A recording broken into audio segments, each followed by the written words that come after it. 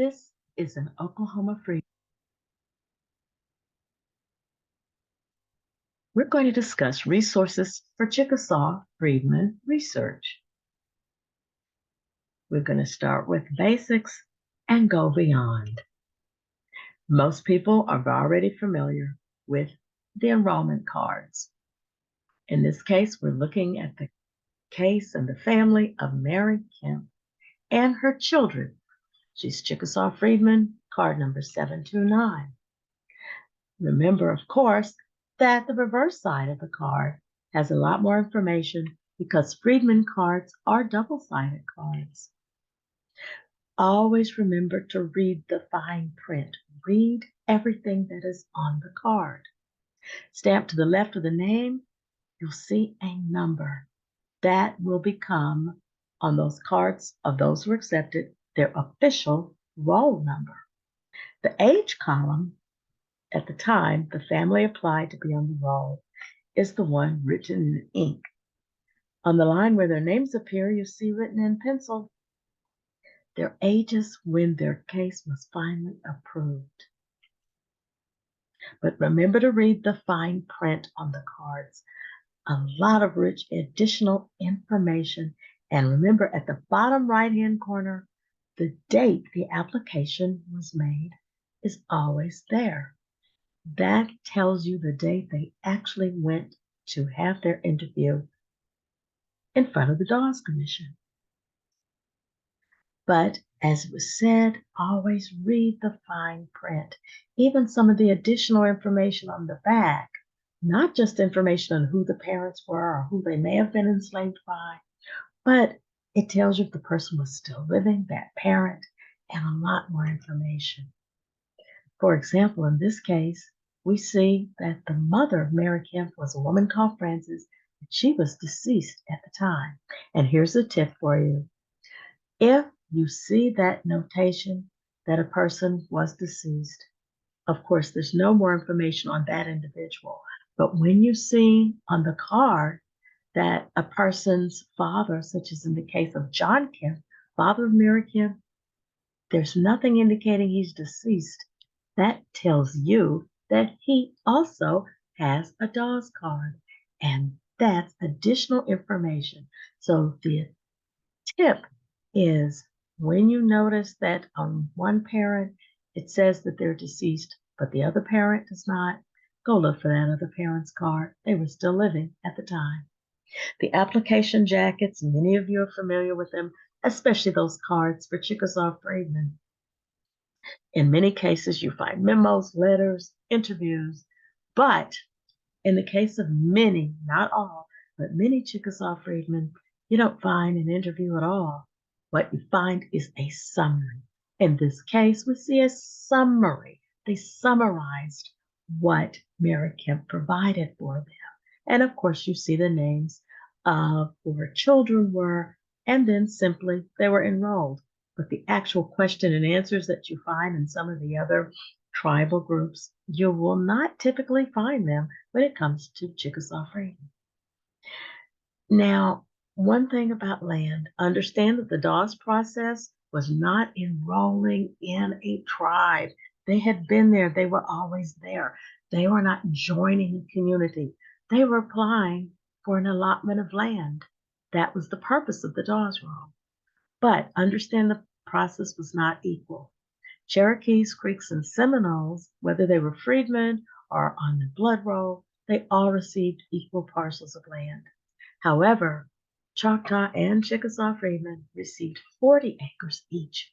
40 acres, which might seem a lot if you have no land, but if you were put on the blood roll and the roll of intermarried whites, you would receive 320 acres of land. And that's a big difference, 8 times more. Additional facts. Citizens who were on a roll by blood, it did not always mean everyone had native blood, because many freedmen were children of an Indian parent, yet they were not placed on the blood roll. Not all freedmen also, keep in mind, were freed people. Many were born free. In some cases, they were still classified as freedmen. Another tip, Every person on the enrollment card received a land allotment.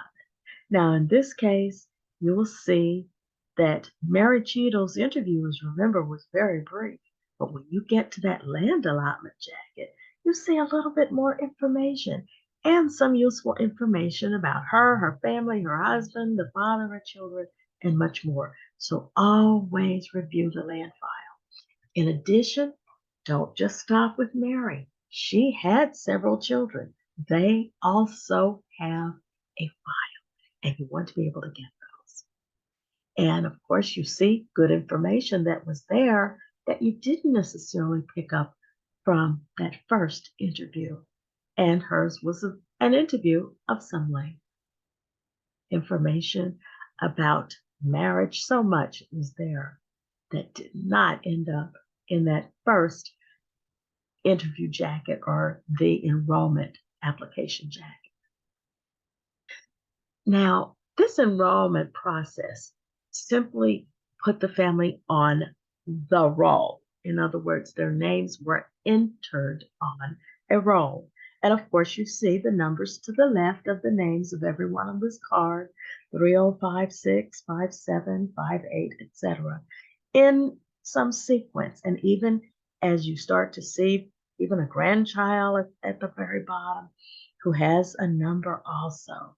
You see also some of her children that were there who had a different surname, Finley.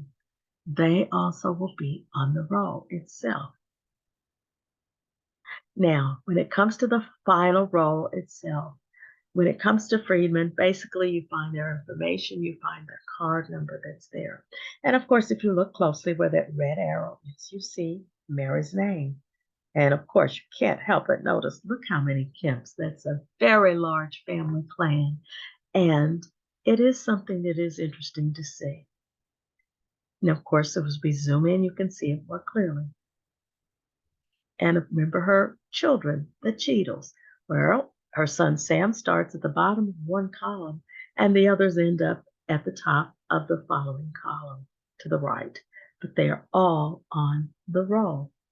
And you see their numbers 58, 59, 60, 61, etc.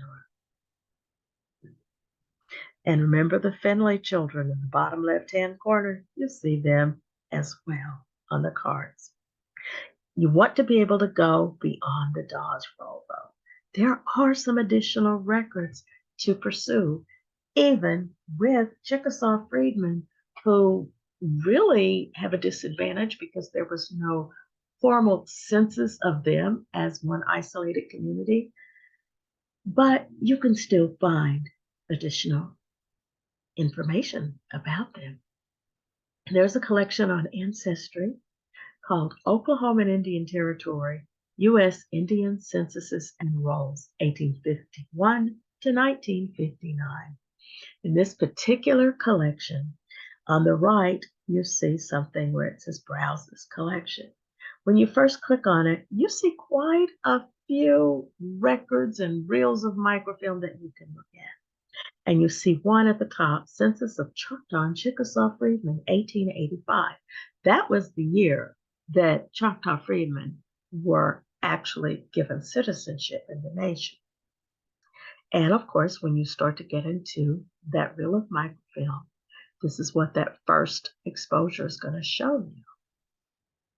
But then you start to see some other things. You're going to see a handwritten document, and you're going to see some information in terms of the names of the people. You always want to read across the top of the page, and you see the names of individuals who are admitted to citizenship, heads of families, names of children, and of course, a breakdown of their ages. On the other side, you see something pertaining to the nationality of the parents, to whom they belonged before emancipation, and of course, additional information about livestock. This is what, of course, the document looks like. Now, this is an 1885 document, mostly Choctaw Freedmen, yes, but there are some Chickasaws who are also mixed in there. So you do have to take a look at it. You also want to pay attention, and I'm sure many people do, Well, to the surnames of the family groups, they are listed by family group on the left. And of course, many people are intrigued by the column reflecting nationality. Some physically described as being black, some black and red, some you will even see black and white. They're actually giving probably one of the few references you will see about freedmen in terms of their being mixed. And of course, you can see that column highlighted there. Take a note. There are many Chickasaws who live within the boundaries of the Choctaw Nation, Chickasaws across the board. So, of course, as a result, there are Chickasaw Freedmen who also resided in the Choctaw Nation. This record set from this 1885 reel of microfilm has only been digitized, and it's not a record set that is searchable by name. So you really have to scroll through the document itself. Remember the slave schedule of 1860. Now, you're not going to find ancestral names, but you're going to find the names of slaveholders. Now, many of you might say, well, the slaveholders listed on the enrollment card, but is it the same slaveholder, or is it perhaps an older slaveholder? Keep in mind that this is 1860. This is years before, well, a year before the Civil War had started. And there are individuals who, once they were freed in 1866, didn't even live as late as the Dawes roll, but they were living in 1860. So, of course, although you might see that there's a tick mark only representing those enslaved people, this is telling you pretty much the name of everyone who was holding people enslaved at that time. And that can be useful information in your research.